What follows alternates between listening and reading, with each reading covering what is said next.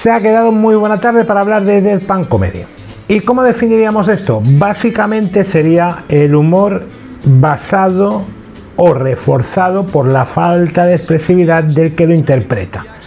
Lo pongo como un contexto un poco más abstracto, más global, porque el deadpan es muy conocido en el stand-up. Luego vemos en qué formatos, con qué gags o con qué estilo de textos puede funcionar más, pero también existe tanto en el teatro como en el cine. De hecho hay diferentes nombres. Yo he encontrado por ahí Dry Comedy porque me he puesto a buscar esto honestamente como si fuese un alumno más. Ya había visto cosas, pero me ha ido muy bien pues para ver ciertos conceptos que no tenía tan claros, ¿no? Podemos hablar de Dry Comedy, podemos hablar de humor inexpresivo, podemos hablar en ciertas disciplinas de teatro de máscara neutra o de una traducción un poco más coloquial de cara de pókeres. Pues como hemos dicho, no expresar ningún gesto de una forma completamente monótona, que eso nos servirá para reforzar pues algunos de esos factores, algunos de esos gatillos de la comedia a nivel psicológico. Veamos. Sí que deciros en este caso que funcionará básicamente en sets cortos. Si tú quieres hacer una hora y cuarto en deadpan, tienes que ser muy bueno y tienes que tener un texto muy bueno. El deadpan, este humor inexpresivo, te puede servir para reforzar ciertos aspectos, pero tienes que tener un buen texto, tienes que tener remates, vamos a decir contundentes, creo que sería la palabra, y lo tienes que tener adaptado. O sea, si tú coges tu texto normal y simplemente lo expresas como si fueses un psicópata, tenemos todas las papeletas de que eso no funcione, ¿no? Que ya imagino que lo podía sospechar. Oye, yo os he puesto una serie de gags, yo los he resumido en 5, ya me veis mirar de reojo porque no me quiero dejar ninguno, que es donde suelen funcionar más, bastante bien. El primero ya os lo he dicho, chistes de Misdirection, chistes de giro. Yo os voy a poner algunos enlaces de cómicos que seguro que algunos ya conocéis, que han trabajado muy bien el deadpan, Demetri Martin, Steven Wright, Mitch Hedberg que está ahí, Norm Macdonald o incluso alguno no tan conocido.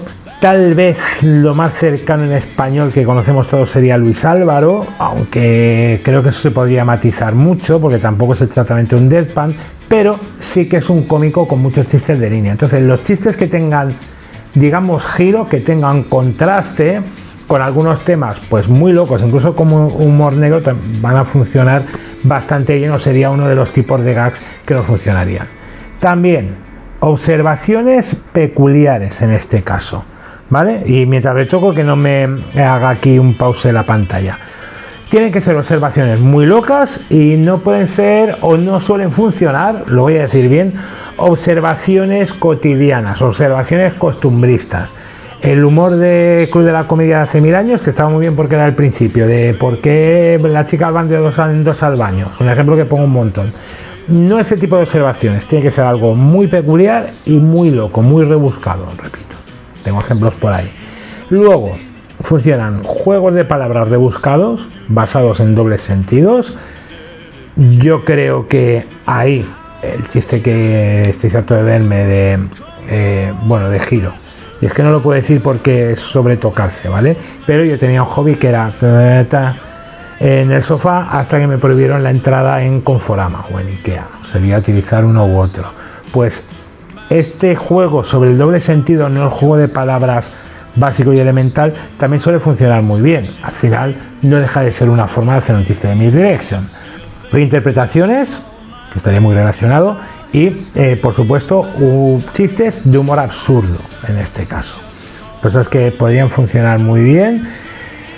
Yo hace poco puse un vídeo que lo voy a dejar por aquí, así lo podéis ver y puedo beber agua mientras. Me parece muy mal que en la NBA haya un equipo que se llame Denver Nuggets y en la ACB no haya uno que se llame Los Escalopines de Badalona. Y por último, si haces un tipo de comedia más teatral o que incluye aspectos más teatrales, más físicos, es lo que sería la comedia de slapstick. Para entendernos, Buster Keaton. Caídas, golpes, tropiezos y mantener esa cara neutra, precisamente muy característica de Buster Keaton en este caso. Aquí yo hablaría de 3 elementos a la hora de crear el personaje. No hemos dicho los formatos de gag que suelen funcionar más, y yo creo que ahora tenemos que hablar un poco de la composición del personaje. Primero, aguantarlo durante todo tu set. A no ser que tú hagas una pieza escenificada, un sketch aparte y hagas un show de sketches con diferentes personajes, incluso eso en estándar se puede hacer, cuidado.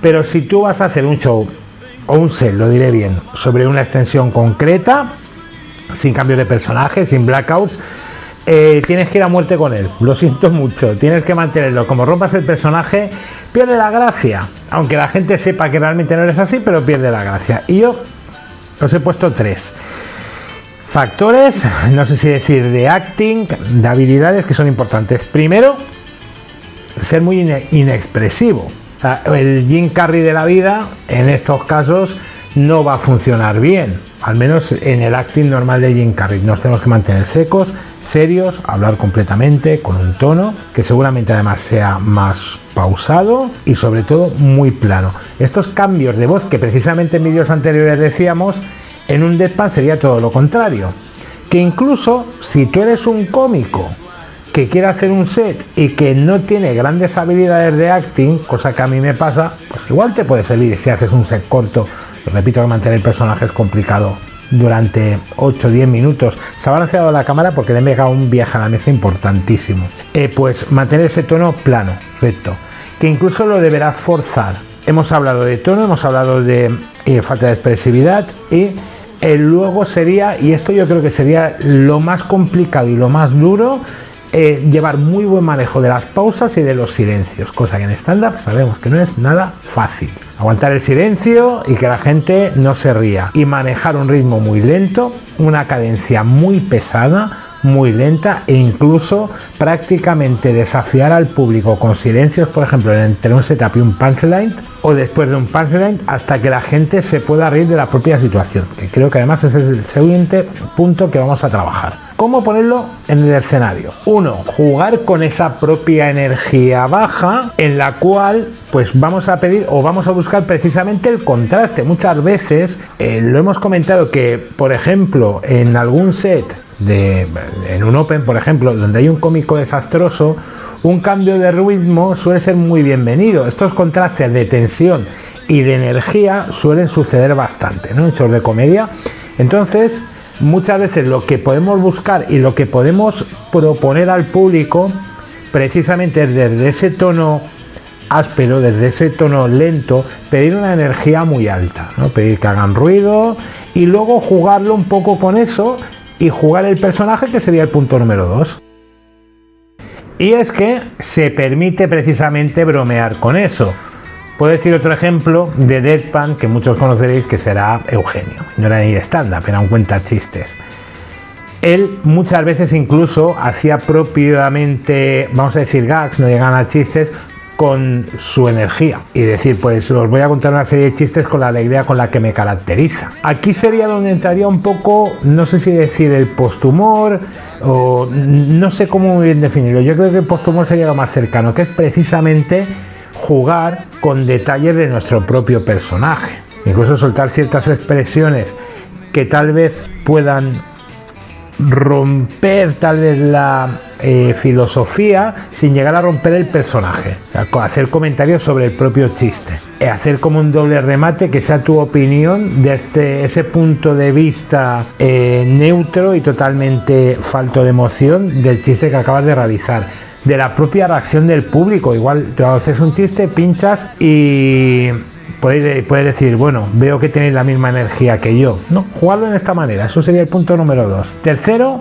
incluso poder buscar líderes de público para que precisamente arranque las risas. Puede ser la persona que tenga una risa más impulsiva, puede ser una persona que conozcas, y hasta jugar con, si el chiste es malo, que tengan una reacción propia, o si hago tal cosa, pues que el público reaccione de una manera. Yo esto, gente que me ha visto actuar, lo hago mucho, por ejemplo, cuando me pongo a probar chistes, y es como un gag que va entre medio, va separado del resto del set, y en ese caso, incluso pues en vídeo lo podéis ver con cartulinas, cuando lo hago con público pido reacción del público, tanto risas como abucheos, como cierto tipo, no sé si llamarlo oído así, que iría por ahí. Una interacción, un juego con el propio público para que suba la energía y precisamente potencie la risa, ese contraste entre una persona totalmente apagada que seríamos nosotros y el público. as you dwell